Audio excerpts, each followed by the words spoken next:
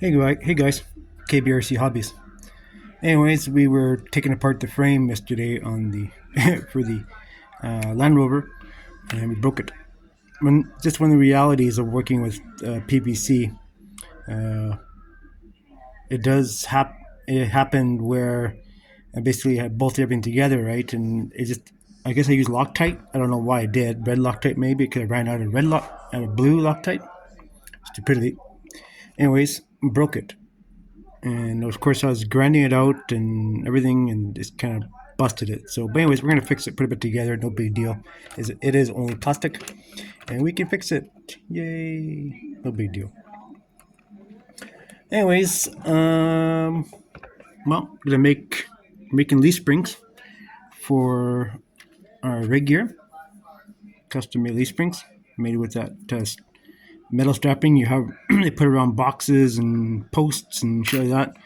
I'm a pack rat. I keep everything.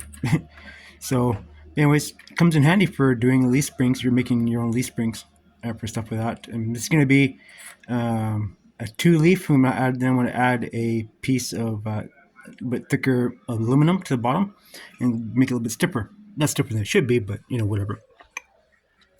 So I've had to make spacers again for the leaf springs. Here you go. There's 1 inch by half, and you machine they got a little spacer there for the leaf spring, and you have to make them so they mount. They're countersinked and also elongated a little bit, so you can get them on there nice and perfect. So, get in the frame, Georgie. There you go. So, yeah, that's that. I'll show you a better example here. Here we go. So with this one here, we didn't have to go over the axle like the other one, like that one there. Turn the light on. Like that one there. This one here has the spacers. I guess we should turn the light on. That's great. This works fine this way. So that spacer here, of course, this frame here is identical to this other one, but we decided to put the leaf springs on the outside of the frame, which we had to make this spacer. With this one, we're putting the leaf springs on the inside of the frame. That one's on the outside, this one's on the inside, which works better. I'm always trying to do something a little bit different here and there. Yeah, so a milling machine's a nice thing to have. I mean, even though it's not quite perfect, it still does the job, right? So, you're probably thinking, oh, why just drill a hole and put the leaf springs on top? Well, what happens is that if you don't have this little relief in here, the leaf springs will move around. If you have this in here, it's bolted in, because you'll only be bolted with one, as opposed to that one over there, it has 2 holes in the springs. Because the leaf springs you buy off Amazon or AliExpress, they come with pre-drilled with 3 holes, right?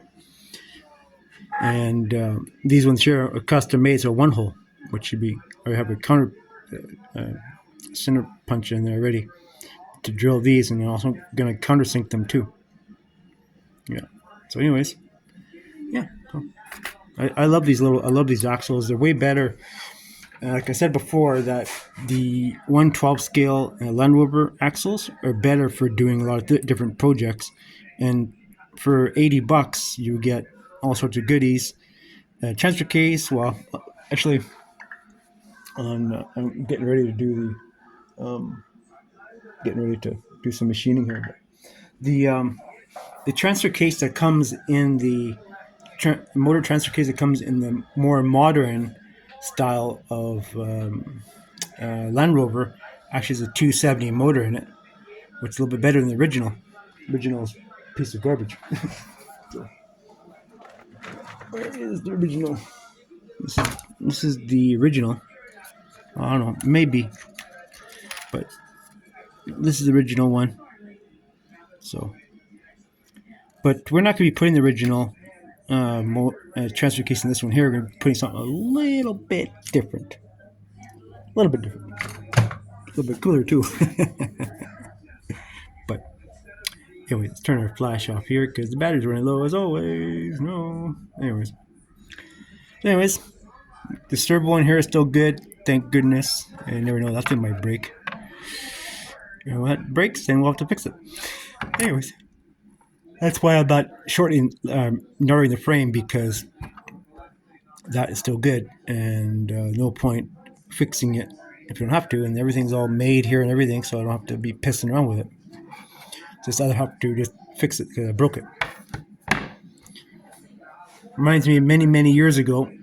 I was with a friend of mine, and he had a CG7 Jeep. It was pretty rusty. We were up pour buying one day, and we heard a snap in the rear end on the back of the Jeep. I thought, oh shit, we busted a leaf spring or busted something. And what happened is the frame broke. The frame on the back of the damn Jeep. It was freaking crazy. So same idea. It busted right at the bolts. It was so rusty, eh? So we went back to his place, and uh, we just welded a patch in there and fixed it, and thing ran for another 10 years.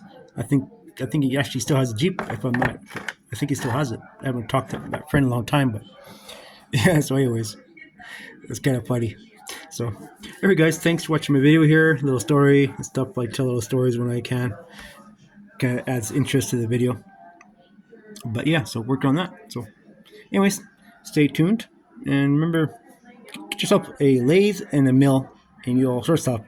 And even, well, 3D printer. I haven't got that far yet in my machining where I'm going to be using a 3D printer. I'll leave that to you young guys. So, all right, guys, thanks for watching. See ya.